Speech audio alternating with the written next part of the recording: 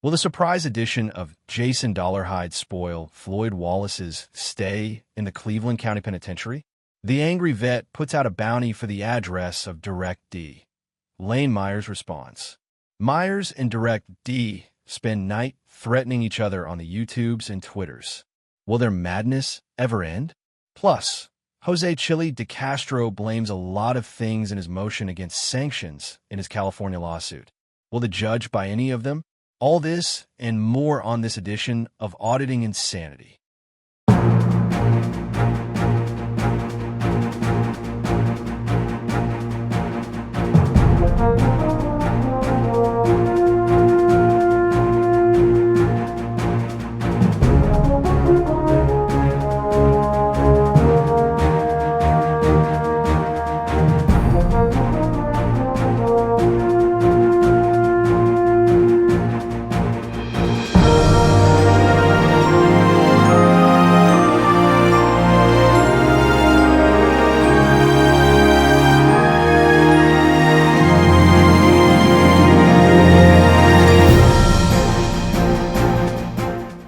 Good evening and welcome to another edition of the Auditing Insanity Newscast powered by ReallyCoolNews.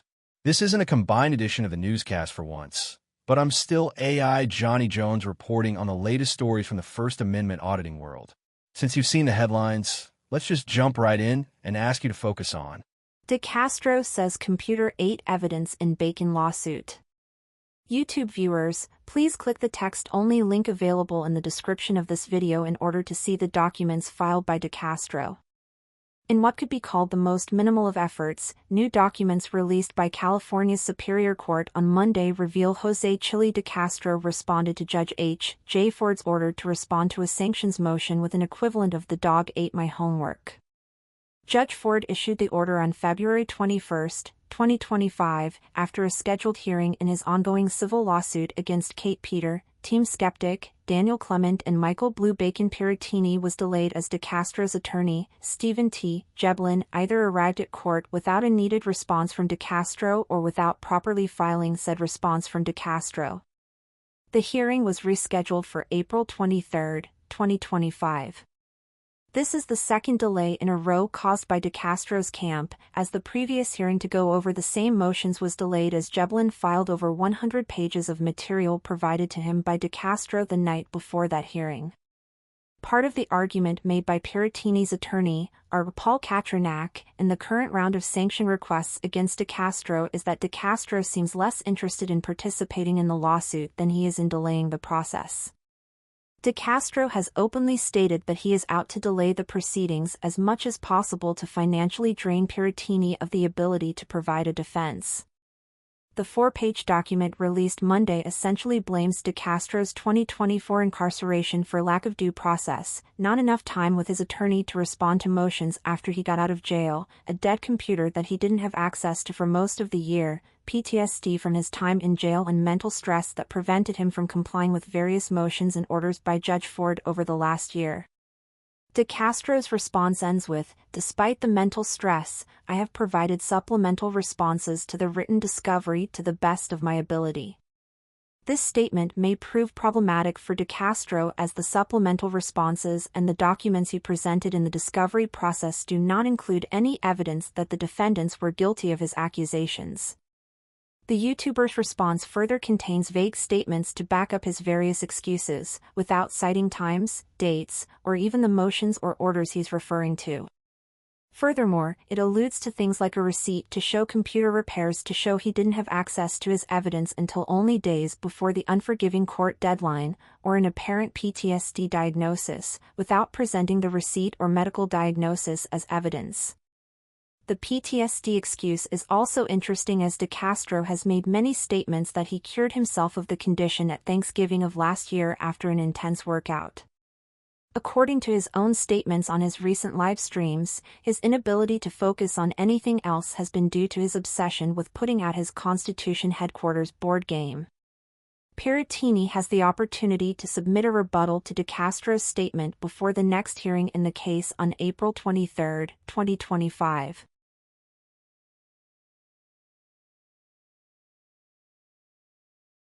The angry vet offers bounty for Direct D's location. YouTube viewers, please click the text-only version of this article offered in the description of the video for full links to the original source material. The ongoing conflict between Kevin, the angry vet Soper, and Christopher, Direct D, Ruff escalated on Monday as Soper put out a bounty for the location of Ruff that resulted in a dramatic confrontation between Ruff and YouTuber Lane Myers. Soper wrote on his YouTube community page, "To whom it may concern, it is known that several people are looking to serve papers to the YouTuber Christopher Ruff, also known as Direct D. Any information leading to the whereabouts of said YouTuber will be compensated upon service of confirmed location.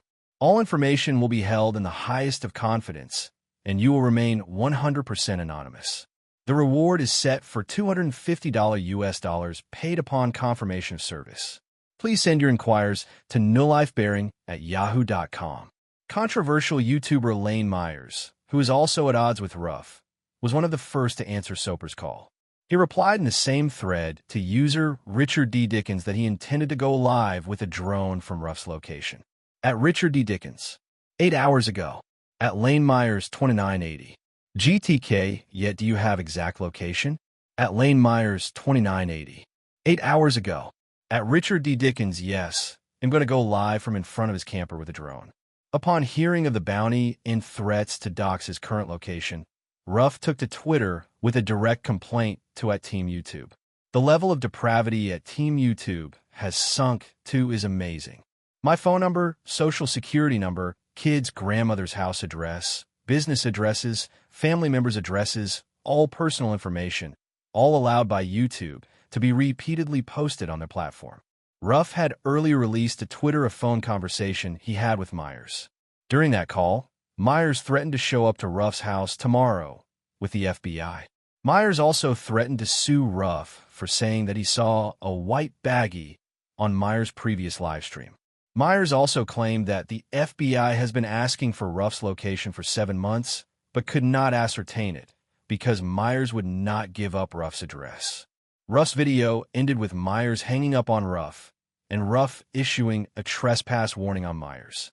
He said he'd be texting the trespass notice to Myers and that if Myers showed up to his house, he implied that he would use any means necessary to protect his family.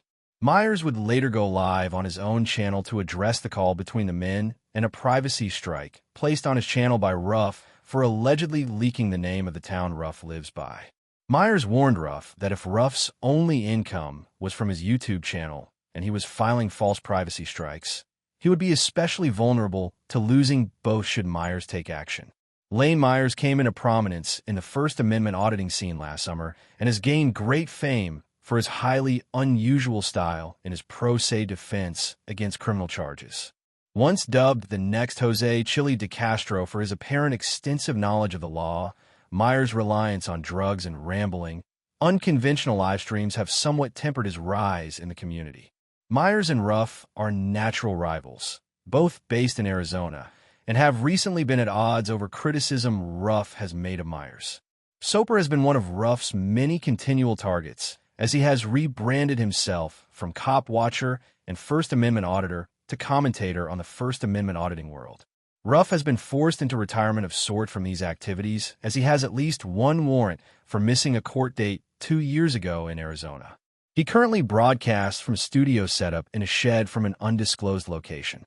Soper himself has been a controversial figure in the First Amendment auditing community, as he has been accused of both stolen valor and defrauding those who make contributions to his The Servicemen and Citizens for American Rights Society, SCAR's, nonprofit organization.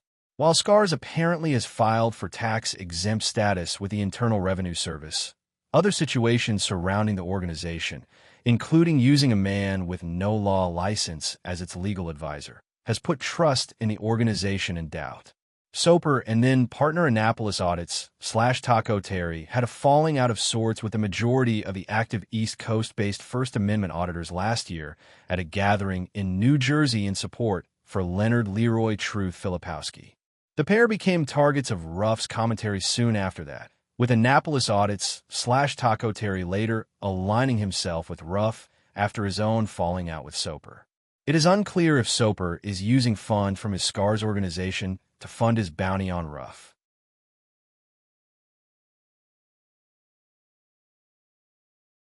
Dollarhide surprise transfer may spoil Wallace jail time. YouTuber Floyd Wallace's weekend journey to the Cleveland County, Oklahoma, detention center apparently came to an end of Tuesday as he live-streamed from outside the Cleveland County Courthouse, where he was preparing to meet his attorney. Wallace had been on an epic journey via Greyhound that started in Columbus, Ohio, Saturday night and continued to St. Louis, Missouri, after the bus reportedly broke down and he missed his connecting bus to Oklahoma. Streaming from the St. Louis Gateway Transportation Center for about an hour on Sunday, Wallace meandered through the facility while attempting to hide where he was. His plan had been to meet his attorney on Monday in Oklahoma and turn himself in. The YouTuber signed out from his live stream with a promise to return later in the evening as soon as he reached Oklahoma and effectively went dark until Tuesday afternoon. Wallace was not listed in the Cleveland County inmate list and had no explanation for his whereabouts since Sunday or why he did not stick to his plan to meet his attorney on Monday. Wallace made brief comments while waiting for his lawyer outside of the courthouse. He said that his GRD was acting up and he was terrified of going to jail. He said that under the original plan, he'd only be in jail for 10 to 14 days out of his 30-day sentence with time off for good behavior. When pressed about encountering Jason Dollarhide, whose wife Heather accused Wallace of sexual assault in 2023 and was currently housed in Oklahoma State Penitentiary, Wallace seemed cool and said he'd deal with it. The YouTuber briefly pretended to audit police cars parked outside of the courthouse and stated that when he returned to auditing, he'd do it smarter. He then said he wasn't going to travel overseas for at least 6 months after getting out of jail, then said goodbye to his fans and ended the live stream. Wallace's recent name-checking of Jose Chili De Castro has done nothing to spur the market, as De Castro's multiple GoFundMe campaigns have made no money since he reopened them last month. The market was blank for the 4th straight day on Tuesday, as no donations were observed to any of the campaigns we follow. Update: while jokes were made that Jason Dollarhide was in the same system as Wallace, and the two may have an encounter, as of Tuesday morning, Dollarhide was listed as being housed in the state penitentiary. This changed by Tuesday afternoon, as Dollarhide was now being held on charges of obstructing an officer and assault on a police officer, both with arrest dates of March 4, 2025. It is unclear if these are new charges or if Dollarhide has been temporarily transferred to the jail due to overcrowding at the prison. Journalism is not free.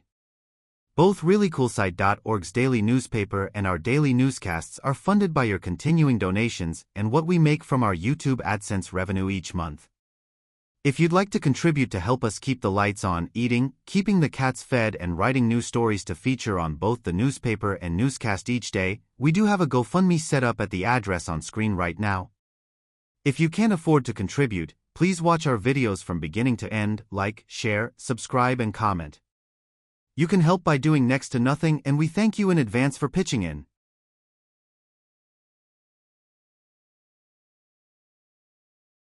And we're back. Tonight, we're celebrating our YouTube channel achieving the 4,000 subscriber mark. It's been a long and difficult time, and we thank you all for taking time out of your day for being a part of our lives. Jim and the gang are live tonight with their normal 8 p.m. Eastern show, but may have some guests and surprises for everyone if you want to check them out. On that note, we're out of here. Have a great night, and thank you for your continued patronage to our channel.